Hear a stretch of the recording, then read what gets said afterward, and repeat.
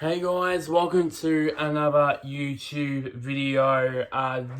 In this video I'll be doing we'll be doing a triple review of these match reviews for for this season's Big Bash League. So I've done a double header. I've done a single match focus. I think there's been two doubles and then one match just supported, which ironically that was a Renegades game. But this one I've decided to go with a triple header for this one. This might be a longer sort of video, but yeah. So the three matches I'm going to be talking about today are the Scorchers Sixers game, which wasn't televised on free-to-air TV, during which was on which was at Optus Stadium in Perth. The second game, which was the Melbourne Renegades Sydney Thunder game, at Marvel Stadium, the first home game for my boys this year, and the game which was on last night, but as I'm recording this, between the Hobart Hurricanes and the Perth Scorchers. So if you're a Perth Scorchers fan, you've gotten two of your games get reviewed by yours truly in the one video. So yeah. So let's get into the to the first game, the Perth Scorchers Sydney Sixers game. I'm just gonna get through this really quick.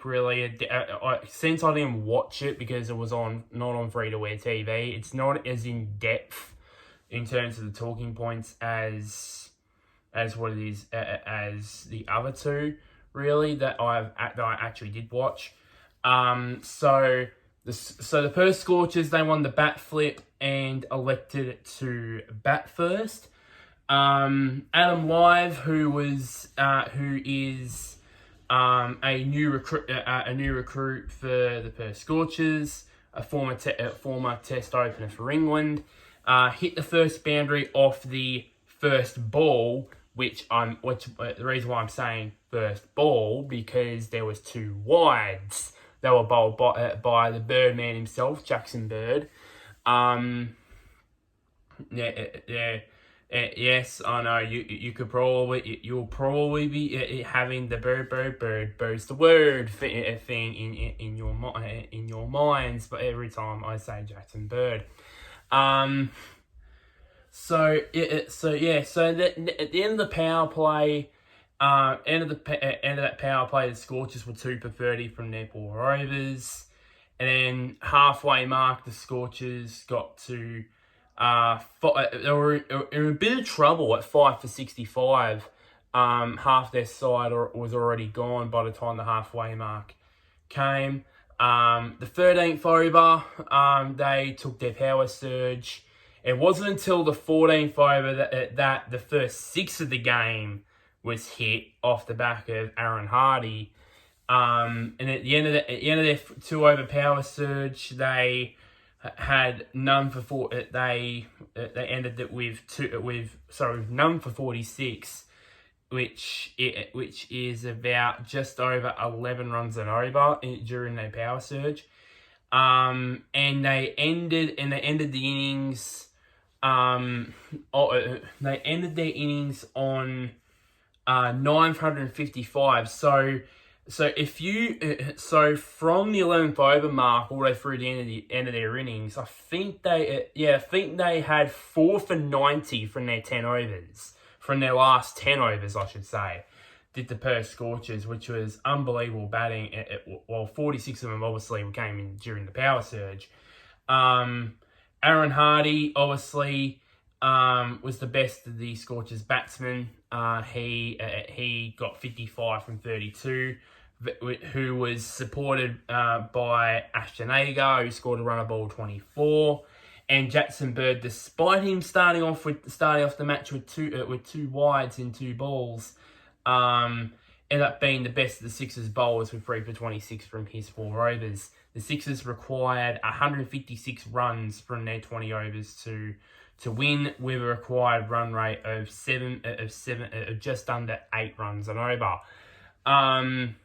It wasn't a very good start for the Sixers. They ended their power play on 3 for 13, which was not good. Not good. It's not been the best start really for both the Sydney teams, the Thunder and the Sixers this season. Hasn't been the best start. We'll get to the Thunder in a bit when we get to the Renegades game.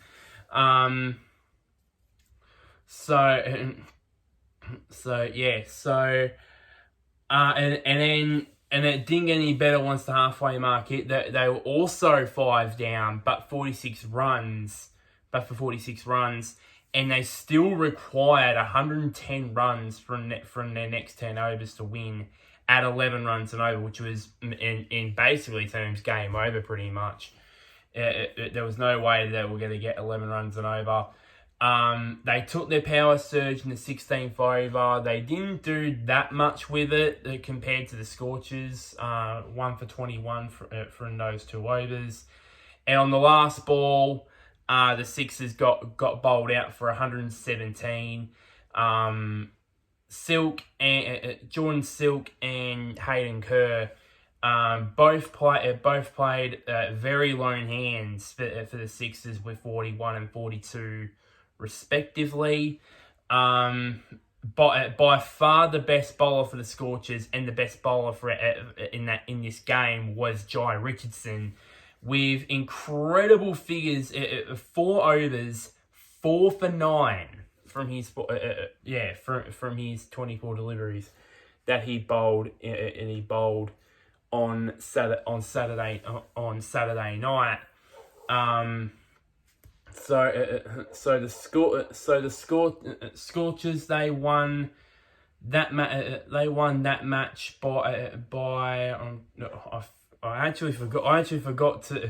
I forgot in my notes here. Forgot to note down how many runs they won by. So I don't know how.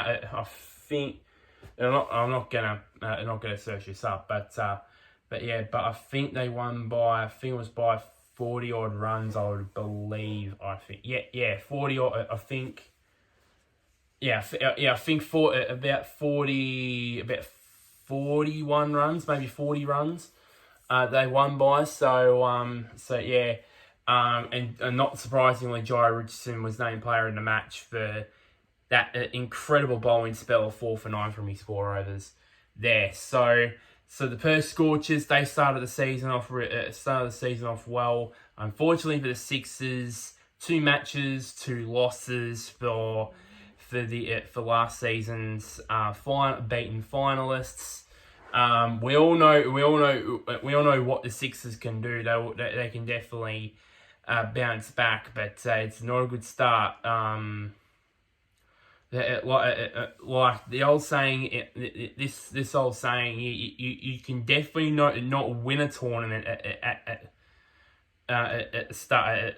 the start of one, but you can lose it if you go off to a bad start, and it's definitely that sort of situation for the Sydney Sixers.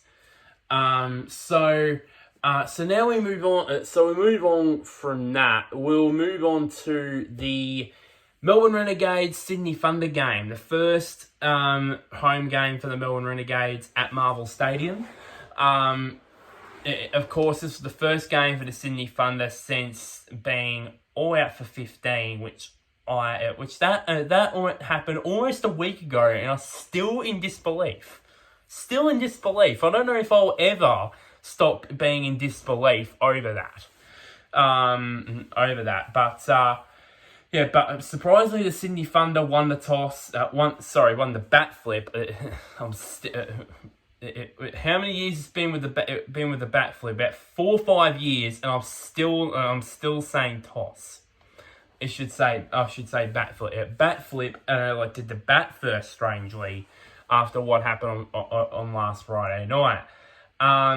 A bit of a slow tentative start, really, for both Alex Hales and Matt Gilks, the two openers.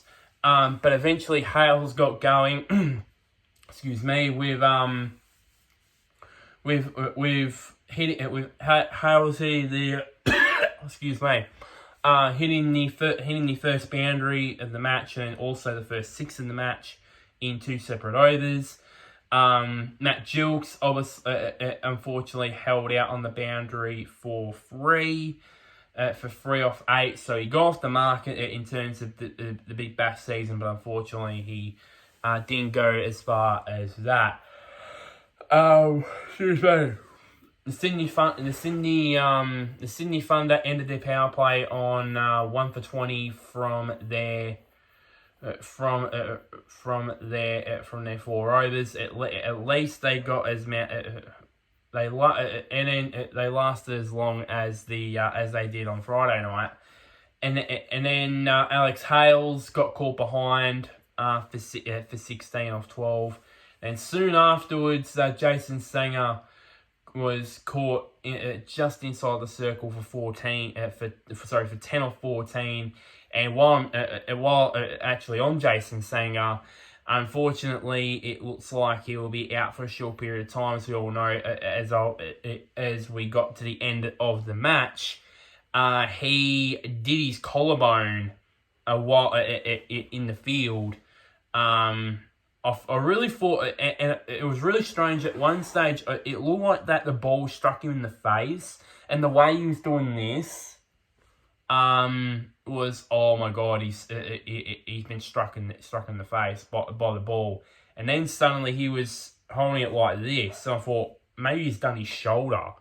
He's done his shoulder here, and then it's just confirmed in the last few days that he's actually broken his collarbone, and he'll be out for a long period. So Chris Green's gonna be the stand-in skipper for the time being at the Sydney Thunder.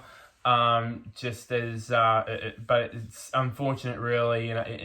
For Jason Sanger, last season he first became Sydney Thunder captain. This year was his first year full time as the Thunder captain. Unfortunately, he only lasted the 2 games, and now he's going to be out for a long period of time. So hopefully, rest up for him, and hopefully he will get back for later in the tournament.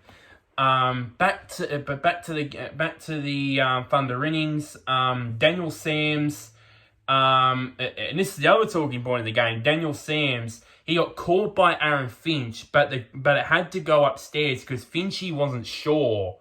And we'll get to Finchy in a bit when we get to the Renegades innings. It looked like he thought it hit the ground. He wasn't sure if it hit the ground before it went to his hands. But from what I saw on the replays, it looked like that. There's often that the ball just bounces in someone's hands and someone's fingers, and then just goes straight into their hands. And this is what happened here. And of course, excuse me, Daniel Sams was not happy about that. Obviously, he had to go. He went out for 1 off 2. As the Sydney Thunder reached halfway at 4 for 63. At least they reached halfway. As I said, unlike Friday night. Just everybody, just take a sip of if you're watching this video, just take a sip of any beverage that you have. Every time I mention the Strikers game when they got bowled out for 15, just do it. Just do it. Any beverage. It doesn't matter if it's water, soft drink, or even alcoholic. Drink responsibly, by the way. So yeah, then Right, and then soon after, Riley Rousseau, he originally got given out LBW, but it was reviewed by Rousseau, and it was successful. And it missed, I think, missed the leg stump in the end, and he was lucky that at the same time they were going for the run out just as the umpire raised his finger, because it was lucky that the ball was dead, because if it wasn't, he would have been run out because he was caught short of his ground. Because they added a new rule, I think it was a few years ago, where I remember back in the 2015 World Cup, I can't remember his name. I went to this game. One of the England batsmen, I can't remember. I can't remember his name, but he got run out at the end of an inning, at the end of the match. He got run. He got given out LBW. He reviewed it. And it was given, and it was not out. It was reviewed as successful. Then they got given the run, and then they reviewed the run out, and it was eventually at the non-strikers end. It was caught short of their ground, so it would run out, and it was the end of the match. I think after that after the 2015 World Cup, they changed the rules. So basically, if an umpire raised his finger and afterwards there's a run out chance, and if it is a run out, the ball is immediately dead. Doesn't matter if if the batsman's caught short of their ground or not. It's basically dead. So that's probably what saved Rousseau in this occasion. It doesn't matter because shortly afterwards he brought up his half century off 34 balls. It was a fantastic innings from him really. And then soon afterwards he brought up the 50 partnership between him and the sweepologist Alex Ross. That's what Damien Fleming calls him. It called him for ages, the sweepologist, because he sweeps everything. It doesn't matter if it's off a spin bowler or a fast bowler, he just sweeps. Really. So yeah, and then the 15th over they took the power surge. During that, Tom Rogers picked up his second wicket, and the big one of Riley Rousseau for a very well made 53 from 38 deliveries. The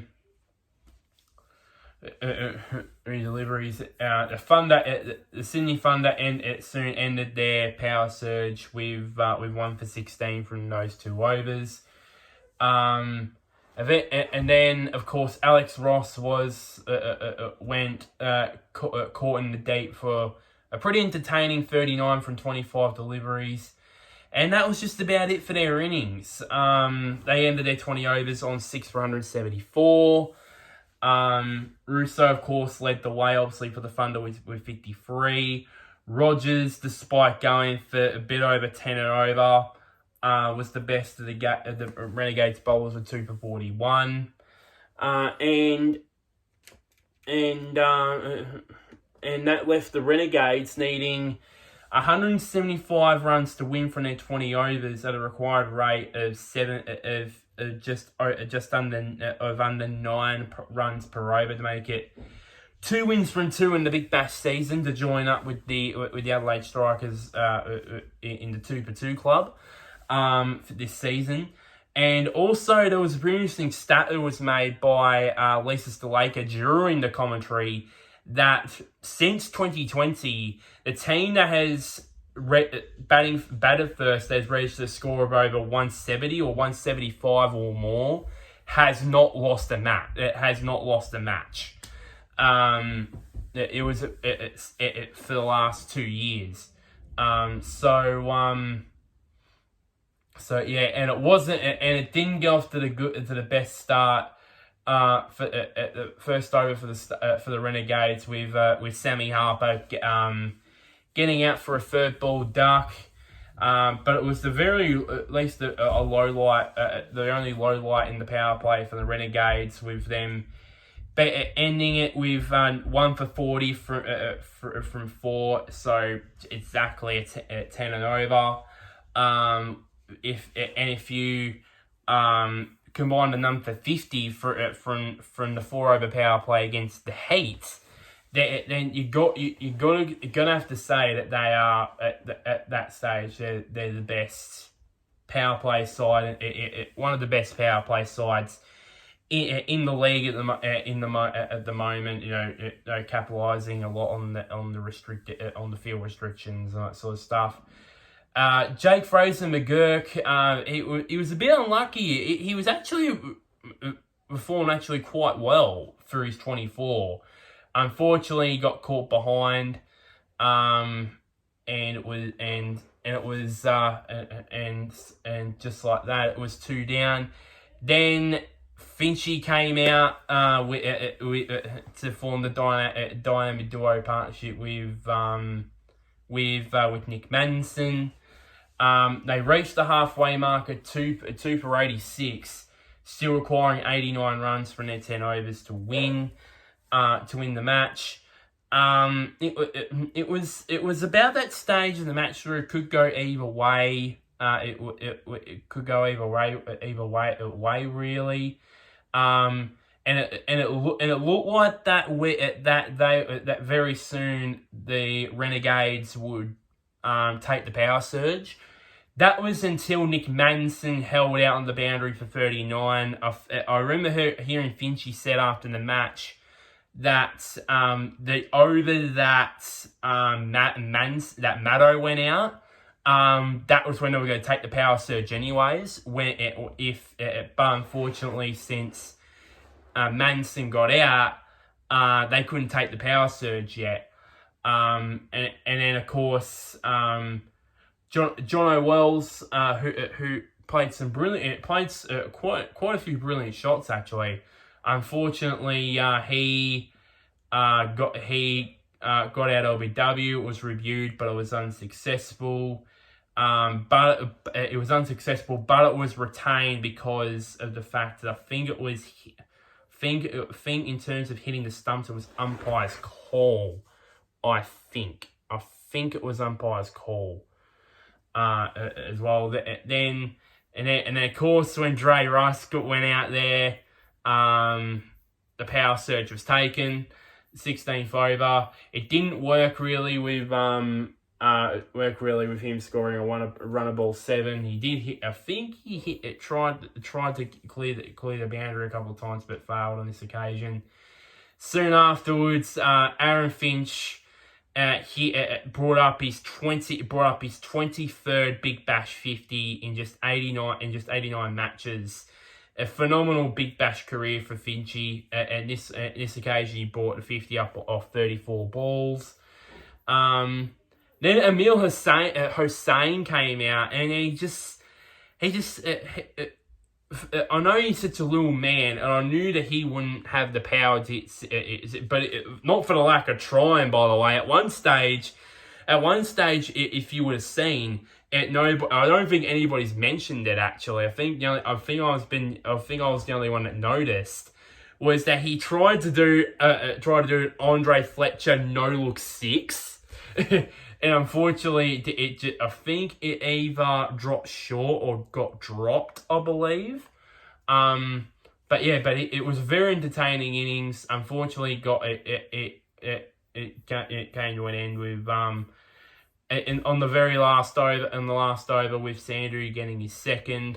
And then, of course, the man of the moment, Aaron Finch. Finchy, you bloody legend, led them home with 1 ball to spare, with 70 not out from 43 balls, including 7 4s and 2 6s. One of those 6s came in the last over, by the way, which was absolutely great in the end. And then of course Daniel Sands was the best of the Thunder bowlers, with 3 for 33 from his 4 from his 4 overs, and nearly got his side over the line. In the end, the Renegades won by 4 wickets to make it 2 for 2 in the Big Bash this season. Not surprisingly, Finchie also got the man of the match for his match-winning knock of 70 as well. So now move on to the final match in this review. We're reviewing the match last night between the Hobart Hurricanes and the Perth Scorchers. Hobart won the bat flip and elected to bat first. Didn't start off the best of fashions with Ben McDermott getting out LBW first ball of the match off of Jason Behrendorff. He reviewed it, but unfortunately, it just wasn't successful in the end. And then Matty Way came out, the skipper, started smacking the ball to all parts, really. Hitting the first boundary and the first 6 of the match also. The Hurricanes ended the power play with 1 for 37. Just like that, Matty Wade got a quick fire half century of 28 balls. Soon after he got to 50, he went out. He got caught in the deep. He was a bit frustrated because he wanted to get a bit finer, but unfortunately, he just couldn't do it. And then of course, Darcy Short and Shadab Khan hanged in there for a while. That was until Darcy Short was caught on the boundary for 35 of 25. AJ Ty getting his second wicket. Soon Shadab Khan also departed. He was knocked over for 22 off 17, getting Jai Richardson his first wicket. Sooner rather than later, and then soon after, Jimmy Nation, the Kiwi, was also our LBW and also reviewed for a second ball duck. But unfortunately, it wasn't it was successful. It was just plumb as plumb can be for Richardson to get his second wicket. I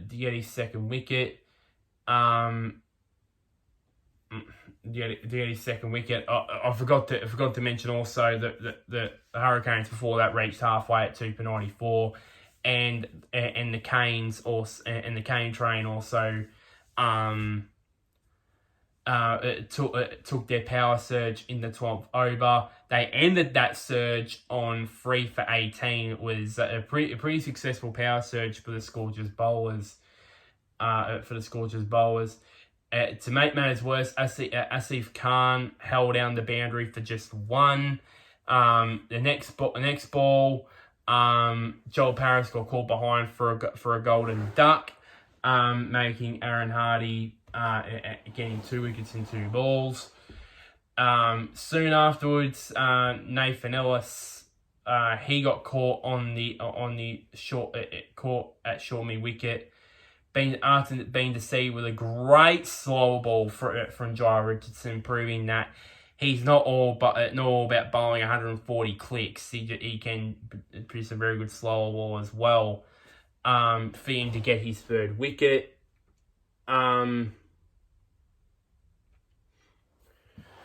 And that was the real high point. The last point in the match for the Scorchers. Obviously, Tim David finished off the innings quite well. And as the Hurricanes ended their 20 overs on 8 for 172. Of course, Matty Wade top scored with 51 for 29. And then Tim David finished the innings off very well with 46 not out from 28 deliveries. Jai Richardson, of course, backed up his brilliant performance against the Sixers with 3 for 26 from his 4 overs. Not as quite as economical as he was at Perth, but as the game in Perth, but he was still the best there.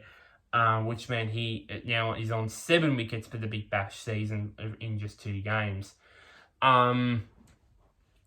That left the Scorchers to require 173 runs to win. From their 20 overs at a required rate of 8.65 per over to also make it 2 from 2 in BBL 12. The two international recruits they had, Adam Live and South African legend himself, THU, started smacking everything out of the park, really. Well, when I say both of them, I mean Duplessis smacked everything out of the park. That was until Faf du Plessis was knocked over by a brilliant delivery from young Paddy Dooley with his unique action and that. And not the last time we're talking about him in this part of in this match review. It was, and you can tell that Faf was a bit pissed off. And the real story about that was Matty Wabe on the stumps, called bald, I believe. Bald when. What I think it was while Faf was playing the shot that he was playing to get out to, and Faf wasn't happy about that, and he later while he was out in the field on the mic, he did apologise for that a bit as well. So yeah, and I love that the Dooley's Maria Sharapova style grunting as he was as he said. Later on, when he was interviewed, he said that he always does that to try and get into the game, really, which I liked to do as well. Liked about him as well. So and it was not and I think that was it was the last ball of the power play. Did Faf get out? So they ended on 1 for 44 from their power play. The sour note, obviously, with Faf getting out, as I said, getting out on that last ball. Next, and then the first ball of the next over, the other opener, Adam Live, got out, held on the boundary, so that meant the Hurricanes was basically on a team hat-trick in a way, with Dooley getting out, getting Faf out, getting Duplessis out on the last ball of the fourth over, and the first ball of the fifth over with Riley Meredith, I think it was. He got the first wicket there. And then the next over, Paddy Dooley, it just got even better for him. He got out Hobson for LBW. It's made it even better for him. So yeah.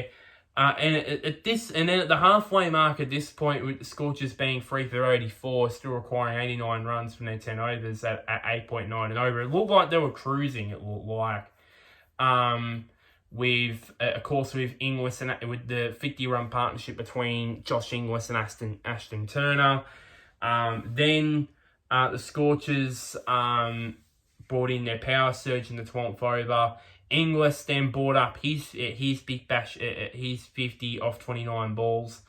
And then the moment that probably changed it all was when Ashton Turner went out for 20, that ended that 75-run partnership between him and Inglis, which got Riley Meredith his second wicket. And then soon afterwards, Inglis's innings came to an end on 62 from 37. Again, trying to go for another boundary or try to hit another six. Unfortunately, went for one too many. Off Paddy Dooley to get his third wicket. And then the Hurricanes reviewed a not out decision. Reviewed a not out decision, which I think that review was. I think that review. No, it wasn't. They reviewed a not out decision. Unfortunately, that was unsuccessful off of Paddy Dooley. And then I think the next ball after that from Ashton Agar, he got stumped. And got Paddy Dooley his fourth wicket in the end. And then And then the next one, Aaron Hardy, who was the hero of the last game again, in terms of the batting side of things for the last game against the Sixers. He got caught and bowled off of Shadab Khan for 12 off 13. And then on the last ball of the match, Jai Richardson was caught for a run. It was caught for a runner ball 13, which meant that the Scorchers ended things on 8 for 164. Unfortunately, falling 8 runs short of the target of the required target. Josh Inglis, he played a very lone hand for the Scorchers in this one with 62 from 37. But the man of the moment, who not surprisingly was named player of the match in this one, in only his third Big Bash game. He played only one game for the Heat last season as a replacement player, and then it was enough for the Hurricanes to say, come on, Paddy, come to us. And he produced an amazing spell of 4 for 16 from his 4 overs, which was enough to get him player of the match, really. For that performance, and he revealed also that it was him mucking around in the backyard, and he took and his action was basically inspired by Jasprit Bumrah, and he was bowling it, and it just. And it felt like, and for him, it just felt good for him, and he just kept on doing it, which could distract a few some batsmen, but for him it works, and it worked to perfection in this game with 4 for 16 for his 4 overs. A real coming of age performance for Paddy Dooley, and it just shows what he can do really in the Big Bash. In a sense, with his side winning by 8 runs, as I think out of the 8 teams, I believe, I know the Sixers are winless, and the 2 sides that haven't been beaten are the Strikers and the Renegades. I think the other, then there's a whole list of teams that are on 1 win, 1 loss. Yeah, and of course the Scorchers and both the Scorchers and the Hurricanes are 2 of those teams that are on 1 win, 1 loss. So that would be pretty interesting. Pretty interesting, really. I'm so looking forward to this game. Which is on, as I'm recording this, in about 10 minutes time. As I'm recording this, between the Strikers and the Thunder. Let's hope that it doesn't end as quickly as it was on Friday night, last Friday night. Probably not, but it probably won't be anyways. But hopefully it does. So like this video. Share this to anybody who's a Hobart Hurricanes fan, a Perth Scorchers fan, or if as I said, if you're a fellow Melbourne Renegades fan. I don't know why I did that, because I'm not wearing my Renegades shirt. Probably I should have, but I'm not going to get into that. And comment down below. What do you want me to comment? What do you want me to comment down below? Who do you think has surprised you in this tournament so far? We're 8 games in. This one's the 9th game. What has surprised you? Has there been a team that surprised you? That, like, for me, the Strikers. Has there been a player that has surprised you in terms of their performance? I'd love to hear your opinions. And one last thing, somewhere down there, click on the big red button, which is labeled subscribe. But until next time, guys, I'll see you guys later, and wherever you may be, may the sun or the moon shine on you. Let's just say it's definitely shining on the Renegades so far this season. I don't want to speak too early, but it's definitely shining on my Renegades.